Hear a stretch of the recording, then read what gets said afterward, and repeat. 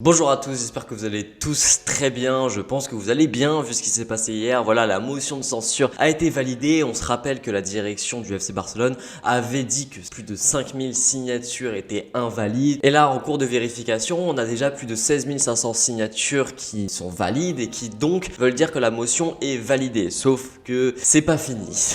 Toute cette histoire n'est pas finie, évidemment. La direction s'accroche toujours à son poste tel des petits dictateurs. On sait très bien qu'un dictateur ne va pas quitter aussi facilement que ça, et là c'est exactement la même chose. Il se passe pas mal de choses depuis ce matin. On a déjà Jordi Cardonner qui est l'adjoint de Bartomeu qui a parlé. D'ailleurs, en parlant de Jordi Cardonner, je vous invite à juste chercher sur Google Jordi Cardonner Mafia. Vous verrez, vous trouverez des choses assez intéressantes. Je vous invite à faire la recherche vous-même. Peut-être qu'un jour je ferai une vidéo dessus, mais voilà, pour l'instant faites votre recherche vous-même. Vous allez voir des choses assez intéressantes et qui révèlent assez bien ce que représente cette direction au FC Barcelone. Alors du coup, Jordi Cardonner a dit que si Bartomeu démissionne, il le suivra, parce que là la tendance voudrait que la direction pourrait démissionner avant même le référendum qui devrait arriver en octobre. Mais attention, parce que Jordi Cardonner a également dit que l'assemblée face aux socios devrait être repoussée à cause du Covid-19. Alors il a bon dos le Covid-19, évidemment c'est pas la première fois qu'il l'utilise pour repousser l'échéance, et les socios ça ne passe pas chez eux parce que les socios disent que ça pourrait très bien se faire en visioconférence, et ils ont complètement raison. On pourrait mettre en place une procédure afin de participer à distance. Donc ils sont un peu bloqués, ils essayent de retarder l'échéance, et en plus de ça, Bartomeu se serait plaint à la justice des signatures invalides, sauf que ils n'ont pas de preuves et la justice demande des preuves, donc ça retarde encore une fois. Ils sont en train vraiment de prendre en otage le club, ils sont en train de retarder l'échéance. C'est bon, mon cher Josette Maria, on commence à bien se connaître toi et moi, voilà, avec toutes les vidéos que j'ai fait sur toi, on commence à se connaître. Il faut partir maintenant, faut partir, c'est fini là c'est fini. Et Jordi Cardonner a aussi dit que certes 20 000 personnes ont signé, mais qu'il y a toujours 90 000 personnes qui les soutiennent, ce qui est entièrement faux. Sur ces 90 000 personnes, il y en a qui ne se sont pas déplacés parce qu'ils sont à mobilité réduite ou parce qu'ils sont assez vieux et que se déplacer avec le contexte du Covid pour aller signer la motion de censure c'était assez compliqué. Sur les 90 000, il y a évidemment des personnes qui soutiennent cette direction, et sur les 90 000, il y a aussi les personnes qui ne savaient même pas qu'il y avait une motion de censure parce que nos chers amis de Mundo Deportivo et Sport, qui sont complètement corrompus par la direction,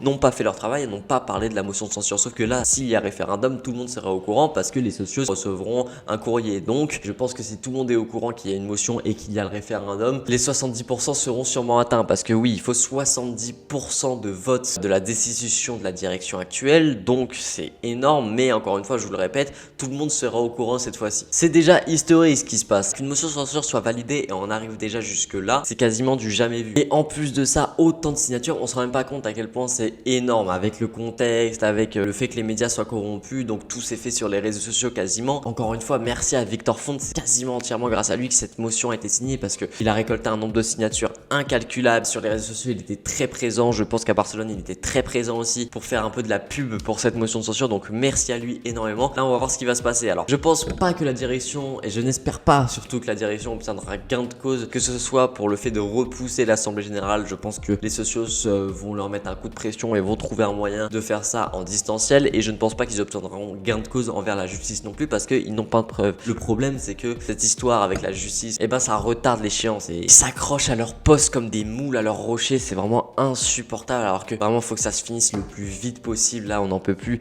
Le truc, c'est que j'ai l'impression qu'ils s'accrochent à leur poste pour pouvoir faire le mercato d'hiver, parce que le mercato hivernal va commencer le 1er janvier. Si le référendum passe en octobre, les élections seront en novembre normalement, et le nouveau président prendra place le plus vite possible. Et s'ils savent déjà qu'ils ne seront plus là, je pense pas qu'ils vont gérer le mercato hivernal. Alors que s'ils restent au moins jusqu'en juin, parce que si les élections sont en mars comme Bartomeu l'a dit, et ben ils resteront jusqu'en juin, ils pourront gérer le mercato hivernal et même commencer à gérer le mercato estival. Donc c'est vraiment insupportable ce qui se passe. Jordi Cardonner, voilà, quand on voit ce genre de personnage, on se rend compte que cette direction n'a rien à voir avec le football. Je vous mets les unes de Mundo Deportivo et Sport. Voilà, pour la première fois, enfin il parle de la motion. Enfin c'est la deuxième fois, la première fois c'était quand elle avait été validée. On espère que ça va bientôt se régler. Là on n'en peut plus, franchement.